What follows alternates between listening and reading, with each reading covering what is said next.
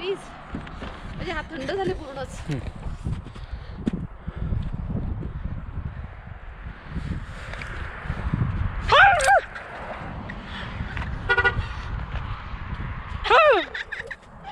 खूपच थंड झाले, चाइल्ड झाले एकदम.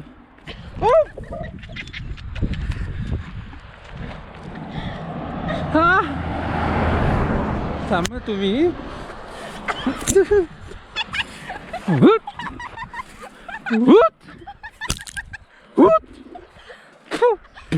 तोंडात फेकता तुम्ही माझ्या.